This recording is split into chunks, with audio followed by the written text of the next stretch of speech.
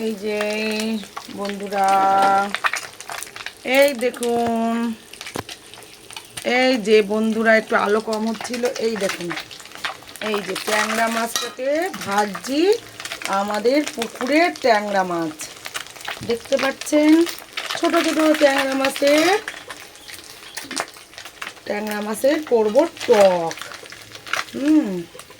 এই যে দেখুন কত কষ্ট করে আমার ফোনটাকে ধরতে হচ্ছে।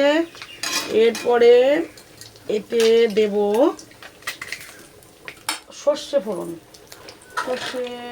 সর্ষে চলে আসে, সর্ষে আর একটু জাস্ট শুকনো লঙ্কা দেব।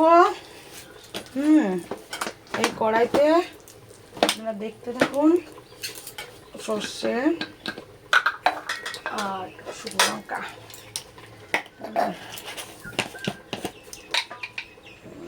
এই যে শুকনো লঙ্কা,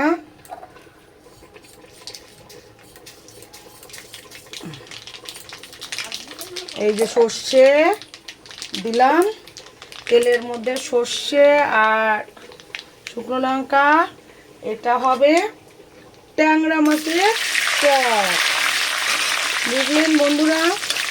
ট্যাংরা মাছের টক কে কে খেতে চান চলে আসুন।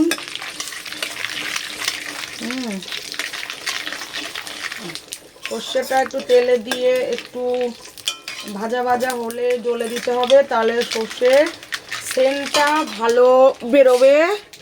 এই যে গাছের আম, পুকুরের এই যে মাছ, পুকুরের মাছ, ট্যাংরা মাছ এবং গাছের আম দিয়ে গরমে হবে ট্যাংরা আমের টক। আপনারা কে কে খান, কে কে খেতে ভালোবাসেন আপনারা জানাবেন। এবং এই যে আমার তেলটা গরম হয়ে গেছে, সর্ষেটাকে একটু নাড়ছি, ডলে দিচ্ছি যাতে সর্ষেটা ফ্লেভারটা ভালো বেরোয়। গরমে অবশ্যই টক এবং শাক হালকা পাতলা রান্নার একটা রেসিপি আপনারা রাখবেন। তাহলে হজমটা ভালো হবে। এই যে আমগুলোকে একটু নেড়ে দেব, নেড়ে দিয়ে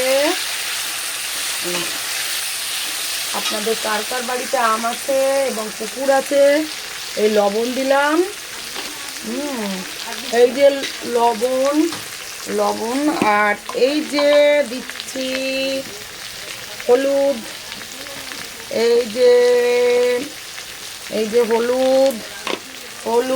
হলুদ দিয়ে লবণ দিয়ে নেড়ে চেড়ে এটাকে একটু জাস্ট নাড়াচাড়া হলে একটু দেবো। তারপরে দেব দুটো কাঁচা পাকা লঙ্কা এর মধ্যে, ব্যাস। একটু টক একটু ঝাল ভালোই রাখবে। এটা তো ট্যাংরা মাছ, আপনারা করে খেয়ে দেখবেন। এরকম চিংড়ি মাছের টকও খাওয়া যায়, তারপরে ল্যাঠা মাছের টক, তারপরে হচ্ছে গিয়ে চিংড়ি মাছের টক। কী মাছ বলুন তো আপনারা?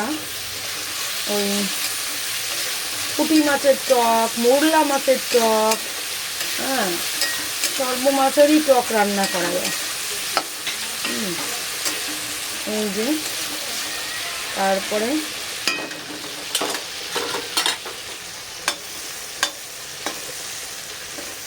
মাছগুলোর এত তেল বন্ধুরা, কি বলবো আপনাদের, এত তেল। একটু কমিয়ে রাখলাম তেলটা, কেড়ে আবার মাছেরও বেরোবে।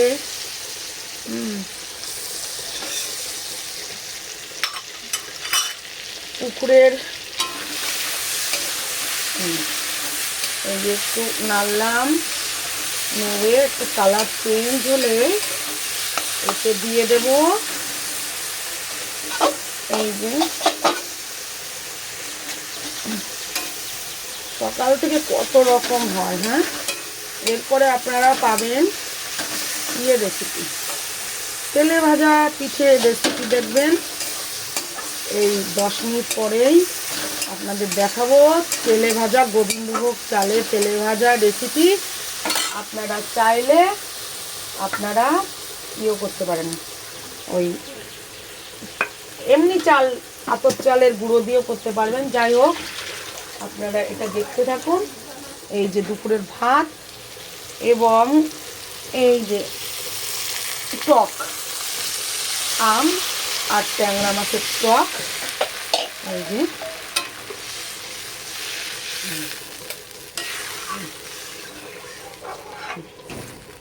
টকটা হবে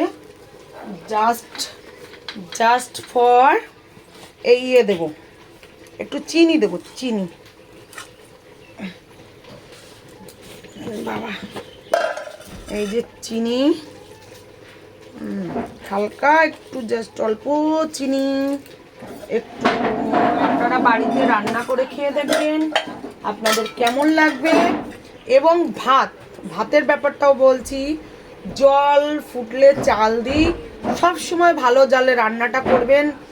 রান্না কেন, সব কিছু কাজ ভালো জলে করতে পারলে সেটা সুন্দর হয়। যেমন গায়ের রঙও আয়রন ছাড়া জলে চান করলে ভালো থাকে, তেমনি সবজির কালারও আপনি ভালো জলে রান্না করবেন, সবজির কালারও সুন্দর আসবে, আপনার দেখতেও শান্তি লাগবে, মানুষকে পরিবেশন করতেও ভালো লাগবে। আর ভাতের ব্যাপারটা হচ্ছে, ভাতটা জলটা ফুটলে তারপরে চালটা দিই, চালটা দেওয়ার ভালো করে টকবক ভালো জালে আমরা ভাতটা রান্না করি, জলটা বেশি রাখি এবং গরম জল তুলে রাখি যাতে আমাদের ভাতটা আরও সুন্দর হয়। হ্যাঁ, ওই ভাত খেতে একটা আলাদা মজা। যারা নতুন রাঁধুনি তারা আমার মানে এই ইয়েটাকে, আমার রান্নাটাকে, ভাত রান্নাটাকে ফলো করো। তোমরা ভাববে হয়তো ভাত রান্নাও শেখাচ্ছে, না, ভাতটাও একটা স্বাদের ব্যাপার আছে। এটা আমার শাশুড়ির কাছ থেকে জানা। গুড বাই, শুভ দুপুর, ভালো থাকবেন, সুস্থ থাকবেন এবং এই টক রান্না করে খাবেন অবশ্যই। মেনুতে ফার্স্ট রাখবেন শাক, তারপর লাস্টে রাখবেন টক, দেখবেন আপনার শরীরে কোনো প্রবলেমই হবে না। আপনারা করে খান। বাই।